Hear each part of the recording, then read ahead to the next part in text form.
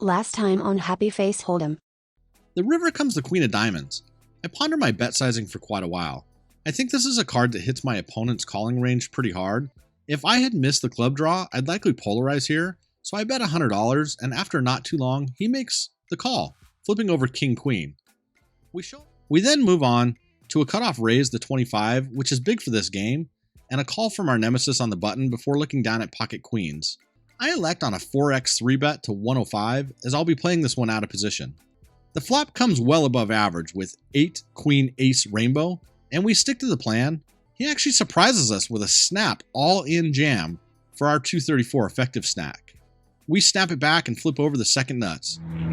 Hey guys, what up? Welcome to another episode of Happy Face Hold'em, man. We got a fun one today from the Bellagio in Las Vegas, Nevada. We play with the one and only Kyle Fischel. You guys know him, Official Poker. But before we get started, you saw the announcement for the meetup game coming January 9th at Hustler Casino. We will be the first ones at Hustler for 2022 West Coast Poker Vloggers. So come join us. Sign up on Poker Atlas for that now. Rocking the Happy Face Hold'em hoodie today. Go check it out at happyfacehold'em.com. All right, let's get into it.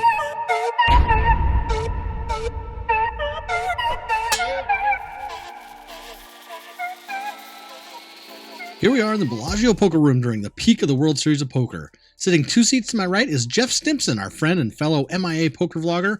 Sitting just 2 seats to my left is the one and only Kyle Fischel, fellow poker vlogger from Florida, if I'm not mistaken, around the Orlando area.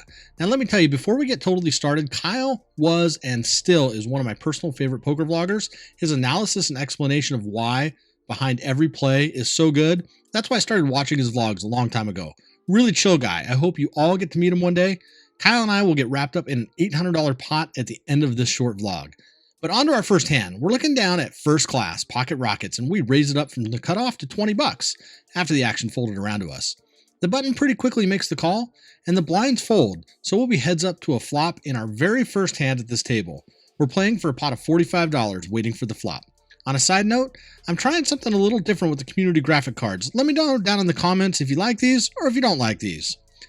On to see a flop, a queen 6 queen rainbow. I quickly make a c-bet on the larger side of $45. I think this is a good flop for my overpair. I think hands like pocket 10s through kings easily continue here, and drawing hands like king jack may even peel one street. Of course, with 2 queens on deck, it's likely he doesn't have that, and I double block the ace king. The button thinks for just a bit and decides to make the call. So off to see a turn with 115, and just thinking that this is the 31st time we've played pocket aces. The 30 times prior, they haven't been cracked. Can we keep it going? The 9 of spades peels off. If I was ahead on the flop, I'm likely ahead on the turn, but in the moment, I was a bit scared he had a queen since he did continue to my larger size bet on the flop. So I checked. If he has a queen, I should hear from him now, and I'm quite relieved when he checks back. With a backdoor flush coming in and draws potentially improving, I'm pretty certain a queen bets the turn here. Off to a free river, which brings the 10 of clubs. It only improves king jack for a straight and pocket 10s. I'm most afraid of pocket 10s as that holding may float the flop and check back on the turn. I take some time deciding on a bet, and I go middle of the road with a half pot bet of $55, really targeting jacks or 8s, as kings is unlikely given no 3-bet pre-flop. If he raises, I hope I can find a fold. After some deliberation, the button, he elects to fold. I'm happy to take this one down and see another holding of pocket aces go uncracked.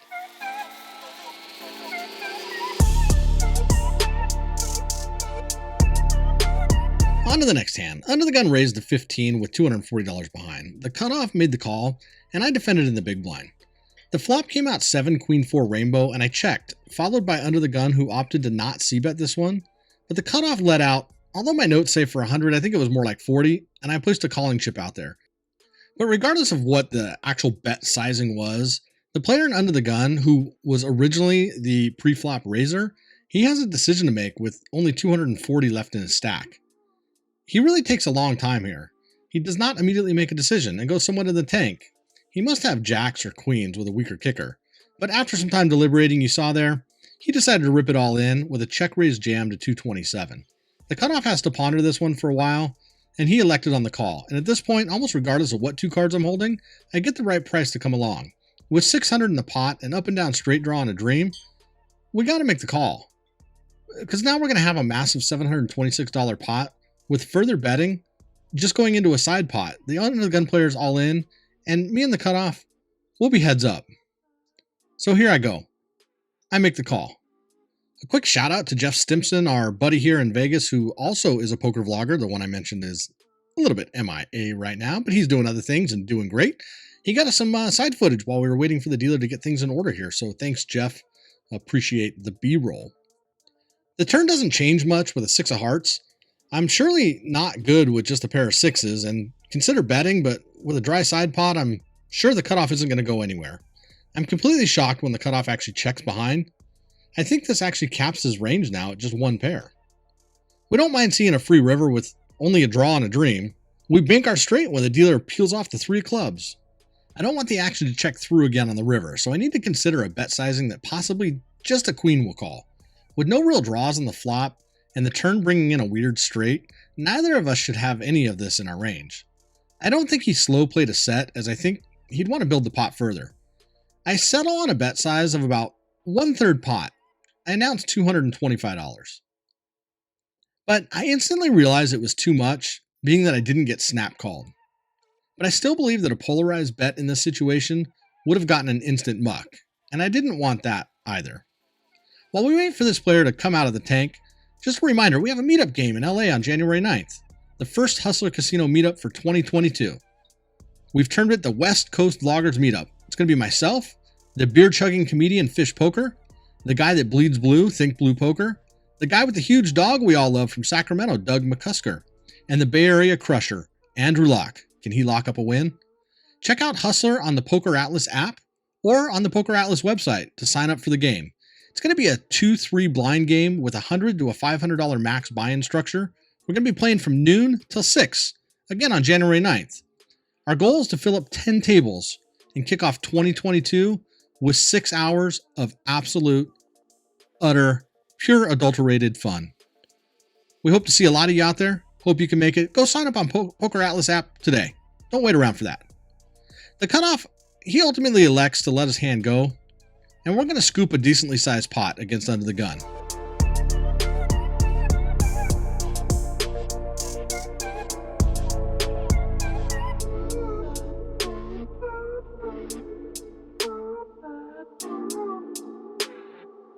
In the next hand, we opened to $20 from under the gun when we look down at Ace-King offsuit. And we get 3-bet by the button, Kyle Official, to $70. There's a wild end to this hand, so stay tuned to the end. When the action eventually folds back around to me, I consider 4-betting, but knowing Kyle is a thinking player, he has a wide range on the button. I could probably get hands with suited connectors like 9-8 through Jack-10 to fold, but he has a ton of 9s to aces in his range here too, so I elect a flat even though I'm out of position. Kind of a difficult spot to be in against a player like him. We're both pretty deep at this point, playing about 1K effective. With about $1.50 in, we get just an absolutely horrible flop. 3-5-6 with 2 spades. I check here, not wanting to get check raised by an overpair. Holding the ace of spades on a 2-spade flop, I block the ace-x spade draws from his range. So when he c-bets for 100, I'm in an awkward position. I'm pretty much narrowing his hand down to 9s through queens or ace-king, ace-queen. That's about it. Possibly a hand like ace-deuce, ace-4, or ace-5 continues here, which there's a few combos of. So figuring I'm 50-50, we're playing with big stacks. My ace-king may be good, but an ace or king could surely make us good, so I make the call. The turn brings in a backdoor club draw.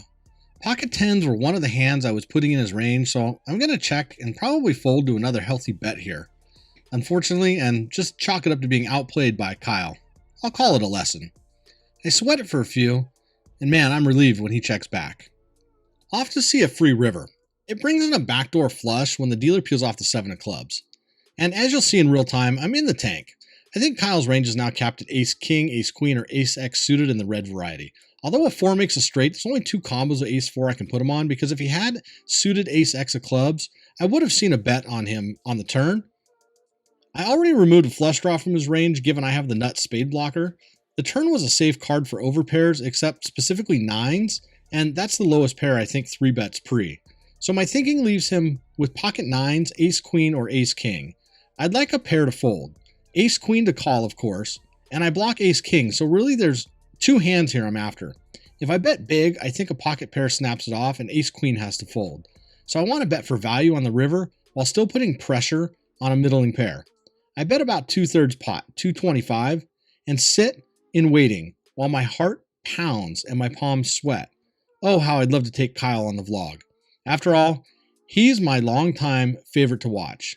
He's in the tank for a full minute before ultimately electing to. I'm not going to make you guys sweat it for the full minute, but I'll give you about 10 seconds of sweat.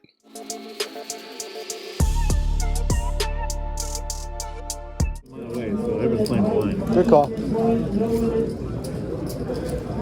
Oh, God. Another chop. I was going to jam by the ace blocker. God.